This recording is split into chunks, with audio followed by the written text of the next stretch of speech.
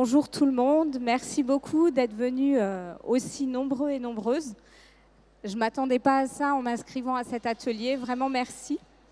Alors on va être là une trentaine de minutes pour parler des activités ritualisées et comment les mettre en place dans sa classe. Alors le plan que je vous propose, on va d'abord voir rapidement ce que c'est qu'une activité ritualisée. On verra ensuite pourquoi est-ce qu'on la met en place en classe. Et pour terminer, on verra comment les mettre en œuvre avec des petits exemples issus des coffrets de Pédagoplay. Alors tout d'abord, qu'est-ce qu'une activité ritualisée? Alors une activité ritualisée, ça va être une activité régulière que vous allez mettre en place de manière régulière dans la classe, voire même quotidienne. On peut en mettre en place tous les jours en mathématiques, en langage et dans les autres domaines. Ça va être une activité qui va être évolutive.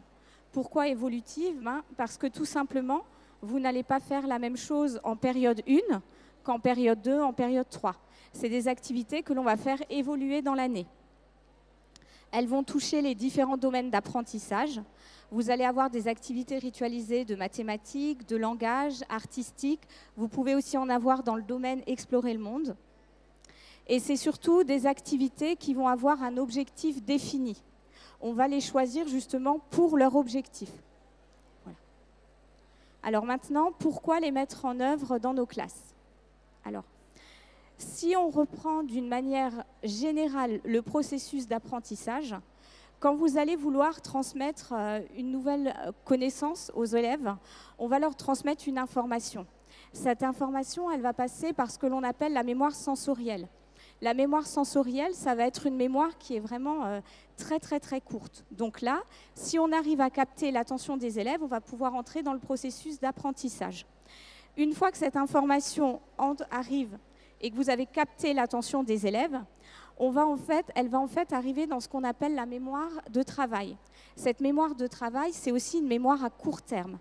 Et pour que justement l'information que vous avez transmise, la nouvelle compétence que vous êtes en train de travailler arrive dans la mémoire à long terme, il va falloir beaucoup s'entraîner. Et une fois qu'il y a encodage et consolidation, c'est que l'information en fait vient de se transformer et arriver dans la mémoire à long terme. Et pour que cette mémoire à long terme perdure et soit là de manière efficace, il va falloir de temps en temps récupérer les informations, les nouvelles connaissances par réactivation. Et les activités ritualisées, elles vont donc intervenir à deux niveaux. Au niveau de la consolidation, donc quand vous allez entraîner vos élèves, mais elles vont aussi intervenir au niveau de la récupération. On va faire des activités justement pour réactiver les connaissances. Voilà. Ensuite, elles sont très importantes parce qu'elles font partie intégrante des 4 modalités d'apprentissage. Par le biais des activités ritualisées, les enfants vont apprendre en s'entraînant et vont aussi apprendre en se remémorant et en mémorisant les connaissances qu'ils ont acquises. Voilà. Elles sont importantes et on les retrouve d'ailleurs dans les guides de la maternelle. Dans le guide du vocabulaire, on va dire à quel point il est important de réaliser des activités ritualisées pour tout ce qui va être vocabulaire, pour que le vocabulaire soit ancré de manière efficace. Dans le guide de lecture et d'écriture, tout le travail autour des lettres et de la phonologie va aussi passer par les activités ritualisées. Et dans le guide de construction du nombre également, vous allez avoir beaucoup d'exemples d'activités ritualisées. Voilà. Maintenant, de manière plus concrète, comment est-ce qu'on va les mettre en œuvre dans nos classes? Quand on décide de les mettre en œuvre, on va avoir plein de questions qui vont se poser. Voilà. À quel moment je vais les mettre en œuvre, quel matériel je vais utiliser, quelle va être mon organisation, est-ce que je vais faire de la différenciation, quel objectif je vais choisir, quelle va être l'évolution de ces activités, surtout quand je vais les faire évoluer, quand est-ce qu'elles vont changer, quelle va être la durée de chacune de mes activités et quelle va être la fréquence à laquelle je vais mener ces activités. Alors tout d'abord, l'organisation. Donc, on peut réaliser une activité ritualisée en grand groupe, donc au regroupement, mais ça dépend du nombre d'élèves que vous avez. C'est sûr que si vous avez 34 élèves, ce n'est pas pareil que si on en a 24. Voilà. En petit groupe ou en demi-classe. Par exemple, si vous avez un groupe, une moitié de classe qui va aux toilettes avec la TSEM, vous pouvez, pendant ce temps-là, réaliser une activité ritualisée. Si vous avez aussi un double niveau, D'accord ? Petit, grand, ça va être compliqué de faire des activités ritualisées en même temps aux petits et aux grands. Par contre, si vous avez des niveaux proches, comme par exemple moyen, grand, on pourra adapter certaines activités aux moyens et aux grands en proposant le même objectif. C'est aussi quelque chose qu'on va pouvoir réaliser en petits groupes en début de séance, en début d'une séance dirigée. Par exemple, si vous êtes en train de travailler sur la comparaison de quantités en utilisant des procédures non numériques, vous allez pouvoir commencer votre séance dirigée par une petite activité qui va permettre de réactiver aux élèves les connaissances. Voilà. Et il ne faut pas oublier que comme ce sont des activités d'entraînement ou de réactivation, vous pouvez tout à fait vous réaliser une activité avec un groupe d'élèves et l'ATSEM, votre ATSEM peut aussi réaliser une activité avec l'autre groupe. Voilà. Ce sont aussi des activités qu'on va pouvoir réaliser en binôme dans le grand groupe ou en binôme dans un groupe plus petit. Un exemple, à deux pour faire, donc vous allez demander aux élèves de se mettre à deux, à l'espace regroupement ou en petits groupes, et leur dire par exemple une quantité, 5. Mettez-vous à 2 pour faire 5. Donc on va par exemple avoir un élève qui va sortir 3 doigts et le deuxième 2 doigts. Voilà. Maintenant, quelle va être la fréquence et la durée de ces activités? Alors, si on est dans l'automatisation, donc ce sont toujours des activités très courtes. Elles vont durer 5 à 10 minutes en fonction du niveau, plutôt 10 minutes chez les grands et 5 minutes chez les petits, notamment en début d'année, comme leur concentration est très limitée. Il faut qu'elles soient régulières, voire quotidiennes. Et on va le voir aussi tout à l'heure, vous allez pouvoir refaire une même activité plusieurs fois jusqu'à ce que les élèves aient acquis la compétence que vous êtes en train de travailler et qu'ils réussissent l'activité que vous proposez.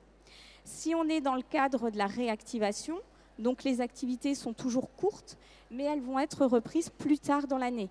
Par exemple, une activité que vous avez faite en période 1, vous allez tout à fait pouvoir la reprendre en période 3, en période 5, pour justement réactiver les compétences travaillées. Voilà. Maintenant, une question qu'on pose souvent, quand est-ce qu'on fait évoluer ces activités ritualisées ? Alors d'abord, en fonction de la réussite des élèves, si les élèves réussissent tous l'activité que vous proposez, il va falloir la modifier. Soit la modifier en la complexifiant un petit peu, par exemple si vous êtes autour des quantités, soit la modifier en changeant complètement de carte. Pour éviter aussi la lassitude, si vous proposez une activité et que les élèves ne la réussissent pas tous, vous allez pouvoir proposer une autre activité avec le même objectif pour justement éviter que les élèves ne s'ennuient. Alors justement, c'est pour ça que dans les coffrets d'activités PédagoPlay, vous allez avoir plusieurs activités avec le même objectif pour justement pouvoir changer d'activité pour ne pas que les élèves se lassent. Et puis en fonction de vos séquences, on verra tout à l'heure que les activités ritualisées, finalement, vous allez les choisir en fonction des séquences que vous allez travailler. Et donc lorsque vous changez de séquence, eh ben, vous allez aussi changer d'activité ritualisée. Alors, quel est le bon moment pour les réaliser? Il y a 3 façons de faire. Soit ça va être un moment de transition. Entre 2 activités, vous allez mettre en place ce que l'on appelle aussi parfois des activités de rupture. Donc là, ça va plutôt être les activités ritualisées, tout ce qui va être artistique, autour des comptines, des percussions corporelles, etc. Soit ça va être un créneau précis dans l'emploi du temps. Et c'est souvent ce que je préconise de faire quand on va travailler sur tout ce qui va être mathématiques ou langage. Si on a un créneau précis dans l'emploi du temps de 10 minutes, ça va quelque part finalement nous obliger à les mettre en place. Et justement, les élèves vont vraiment, dans ce cas-là, s'entraîner comme on le souhaite. Ou alors, à tout moment, quand il vous reste 5 minutes, on sort la petite boîte d'activités ritualisées, on en pioche une. C'est également possible de faire comme ça. Voilà. Maintenant, quel matériel est-ce qu'on va utiliser? Alors, il va y avoir d'abord le matériel de l'enseignant. Alors, c'est pour ça que j'ai conçu ce matériel sous forme de carte, parce que justement, c'est disponible tout de suite. En début de période, on prépare ces cartes d'activités ritualisées que l'on va utiliser, on les place dans la petite boîte et elles vont alors être disponibles à l'espace regroupement. Et comme ça, quand vous allez mettre en place votre activité, ben hop, on en sort une, voilà. On la présente aux élèves. Moi, je la présente en leur donnant le titre de l'activité. Je les laisse regarder l'illustration. Et ensuite, je leur explique la consigne et l'activité qu'on va réaliser. Et ce qui permet après, quand on va faire de la réactivation, eh ben, c'est parfois les élèves qui ont le droit d'aller piocher une des activités qu'on a travaillées. Et souvent, grâce à la petite illustration, finalement, ils les connaissent. Voilà. Ensuite, il faut quand même préparer un tout petit peu à l'avance le matériel. Certaines activités ne vont demander aucun matériel, mais il y en a d'autres pour lesquelles on va avoir besoin de matériel.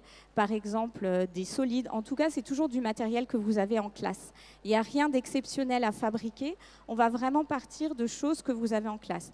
Ça peut être des mots du vocabulaire, des mots du corpus que vous êtes en train de travailler, les mêmes images que vous utilisez en phonologie, les cartons des lettres que vous utilisez, etc. Voilà. Pour le matériel des élèves, pareil, dans les coffrets d'activités Pédagoplay, les activités qui sont proposées, il n'y a pas de matériel nouveau, c'est du matériel que les élèves connaissent déjà. Il faut parfois en préparer un petit peu à l'avance et le mettre de côté à l'espace regroupement, puisque comme ce sont des activités assez rapides, il faut que ce soit prêt. Voilà. Et surtout, il faut que votre matériel soit adapté. On voit beaucoup les petits porte-clés, c'est pour ça que j'ai mis la photo. Alors c'est très chouette, les petits porte-clés, pour que tous puissent participer. On les montre, mais attention, il y en a qui les utilisent en petites sections et c'est vrai que ça peut être compliqué au niveau de la dextérité. Donc bien choisir le matériel en fonction des élèves.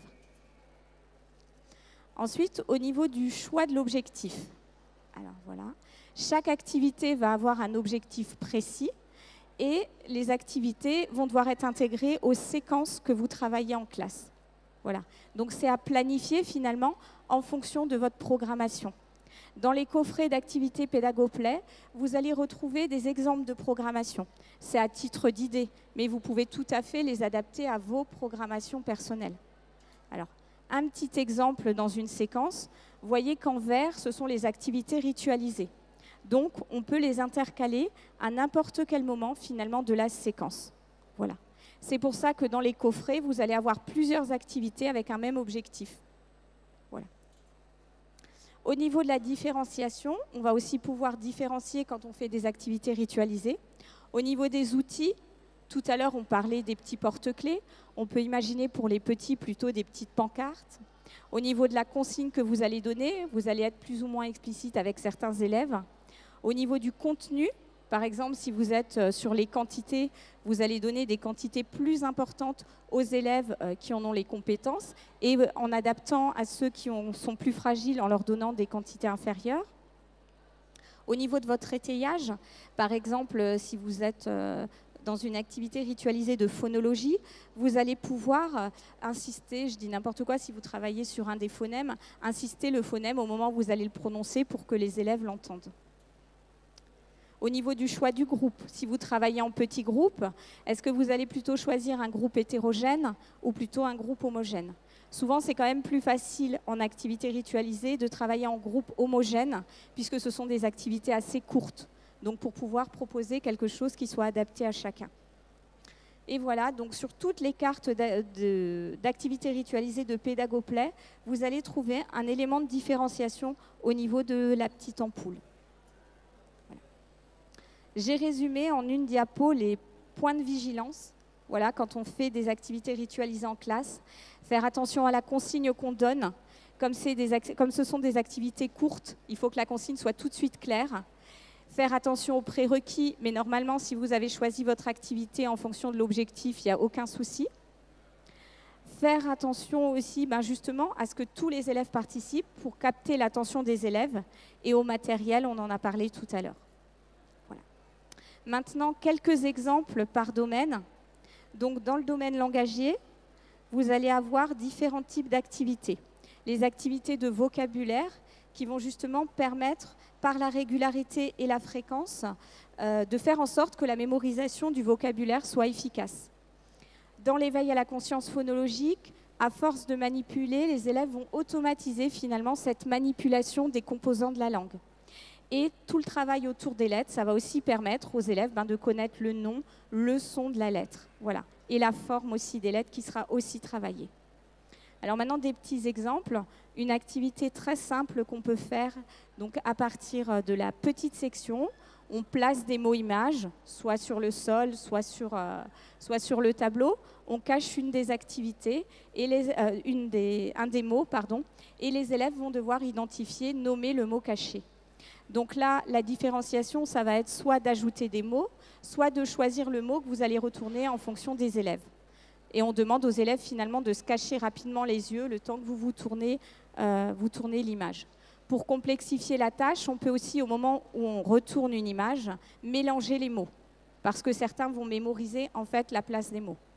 Voilà. Une autre activité dans le domaine langagier, donc ça c'est une activité plutôt pour les moyens. L'enseignant va montrer un nombre avec ses doigts et les élèves vont aller devoir trouver dans la classe un objet dont le nom aura ce nombre de syllabes. Par exemple, là, si l'enseignant montre 2, qu'un élève ramène un crayon, etc. Ensuite, on disposera tous les objets à l'espace regroupement et on dénombrera les syllabes. Une autre activité, nommer des lettres en capitales. Donc, vous allez avoir « je choisis, je retourne ». Vous placez toutes les lettres de manière visible sur le tapis ou au tableau. Les élèves viennent à tour de rôle, nomment une lettre, donnent son son s'ils le connaissent. Sinon, là, ça peut être de la différenciation, un autre élève peut les aider et retourne la lettre. Donc là, un moyen de différenciation, ça va aussi être de commencer par les élèves les plus fragiles, parce qu'alors à ce moment-là, ils auront plus de choix que les autres et pourront aller vers les lettres qu'ils connaissent. Sur le même principe, vous avez identifié des lettres en cursive. Ça demande un tout petit peu de préparation à l'avance. Vous écrivez les lettres en cursive sur un tableau, un chevalet, peu importe, et les élèves viennent au fur et à mesure effacer la lettre qu'ils connaissent en la nommant et en donnant son son, en la bruitant. Voilà. Maintenant, des exemples dans le domaine mathématique. Donc, dans le domaine mathématique, vous allez avoir deux grandes catégories de types d'activités. Celles autour des nombres, qui vont permettre de stabiliser les connaissances aussi bien au niveau cardinal qu'ordinal, et toutes les activités qui vont être autour des suites, des formes et des grandeurs.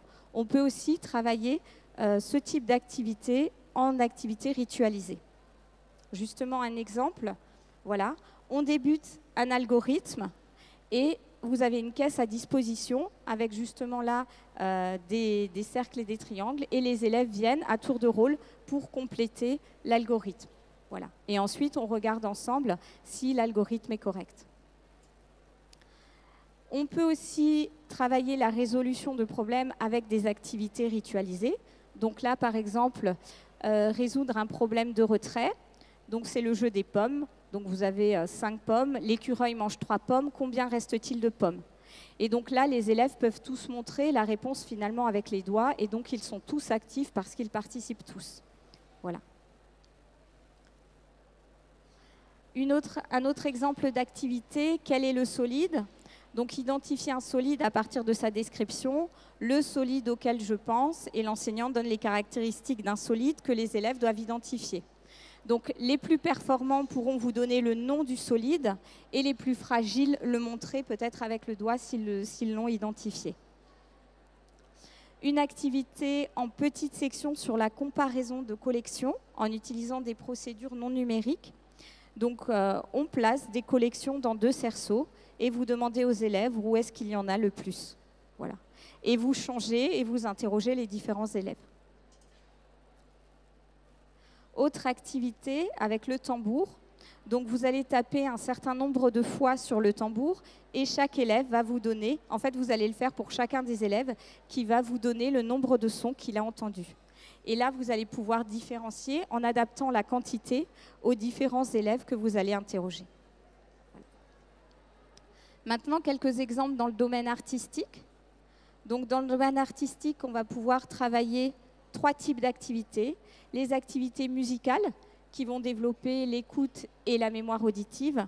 Les activités graphiques qui vont développer les notions autour des graphismes, des couleurs. Et les activités autour des arts, du spectacle vivant. Voilà, c'est tout ce qui va être activité de mime autour des onomatopées qui vont permettre de développer finalement l'estime de soi. Voilà. Donc une petite activité, on déplace un instrument sans faire de bruit. Voilà. C'est prendre vraiment conscience du silence.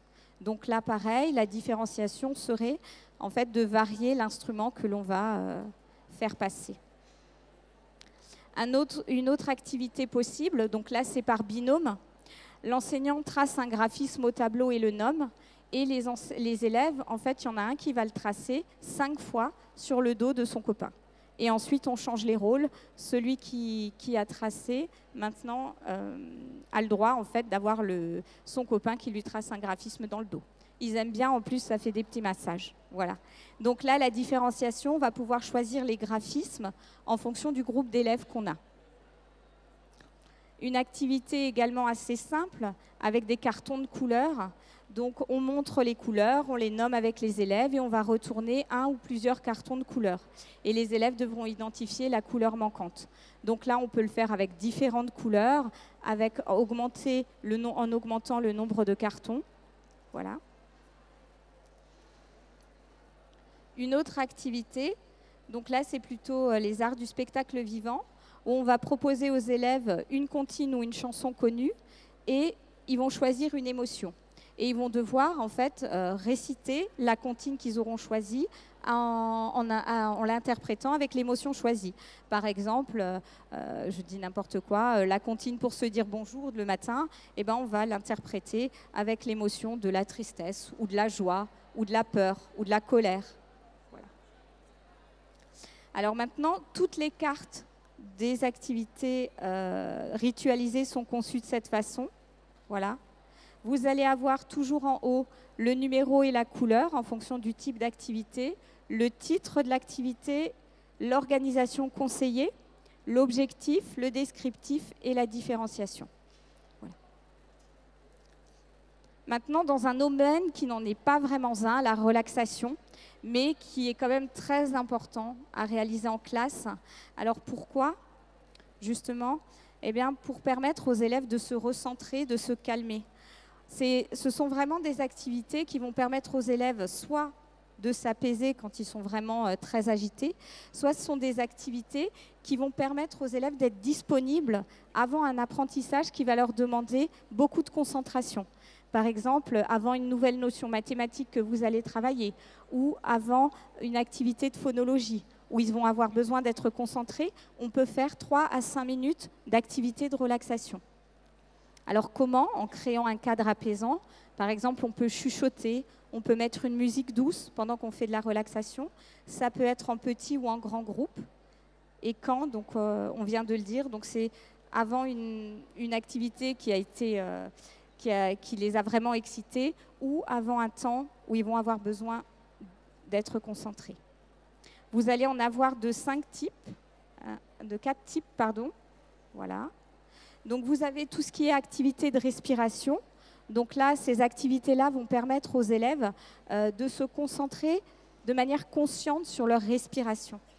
Vous allez avoir les activités d'étirement et de mouvement qui vont leur permettre justement de bouger un petit peu. Les activités de massage, alors ce sont souvent des petites activités d'automassage pour se détendre. Et les activités d'écoute et de visualisation où là, ils vont se créer des images mentales à partir de ce que vous leur expliquez. Alors, un exemple d'activité de massage. Alors, on ne voit pas bien sur la photo, mais chaque élève a un petit pinceau. Donc, ça s'appelle « Je me peins, tu me peins ». Et vous leur donnez des indications sur ce qu'ils vont peindre. Alors, les pinceaux sont propres, bien évidemment, et ils dessinent en fait dans le dos de leurs camarades. Voilà. Une autre activité que les élèves aiment beaucoup sur la route. Donc, on leur explique, eh ben, aujourd'hui, donc, chacun a une petite voiture qu'on a dans les classes et la voiture va se déplacer sur le corps et on va leur dire où est-ce qu'elle se déplace. Voilà. Une activité d'écoute et de visualisation. Donc là, les élèves sont allongés, les yeux fermés. Ça, c'est plutôt à faire à partir de la moyenne et de la grande section. Ces activités de visualisation et d'écoute sont encore un peu compliquées chez les petits puisqu'il faut se créer des images mentales. Et là, on leur explique donc ce qui se passe le jour, la nuit, ils sont endormis, ils ont les yeux fermés, dans le ciel on voit des étoiles, etc. Et ensuite, des petites activités d'étirement et de mouvement, donc qui vont justement, ce qu'on l'a dit tout à l'heure, permettre de détendre les muscles et leur permettre aussi de bouger un petit peu en classe. Donc là, c'est l'activité des petits oiseaux. Il y a un petit oiseau qui passe au-dessus de ma tête, il prend mon index, il tire, il tire, il tire, il tire très haut. Voilà, il fait pareil avec le deuxième. Et à la fin, les élèves se retrouvent sur la pointe des pieds en train de s'étirer. Puis ensuite, le petit oiseau relâche une main, la deuxième main, etc. Et on peut le refaire plusieurs fois au besoin. Voilà. Donc ça, c'était sur les activités ritualisées au service des apprentissages. Et je voulais quand même vous proposer une petite description des autres produits de la gamme PédagoPlay. Donc vous allez aussi avoir les activités en extérieur. Donc voilà, hop.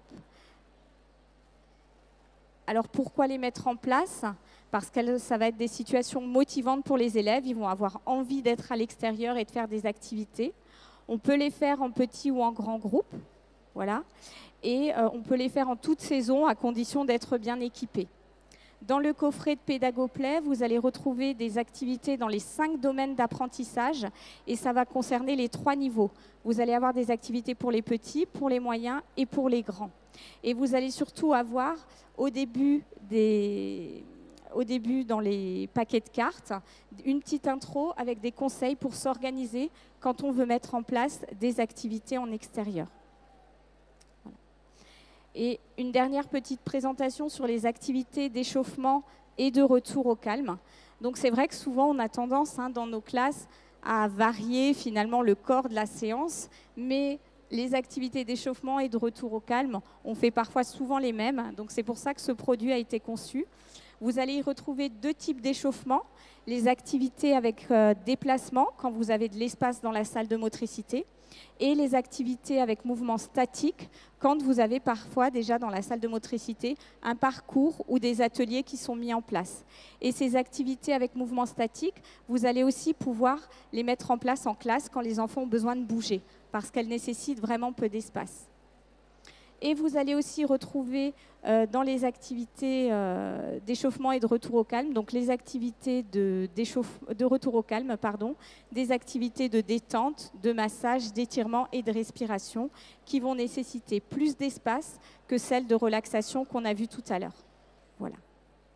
Bon, j'ai terminé 3 minutes avant la fin, donc je vous remercie beaucoup pour votre attention. Merci.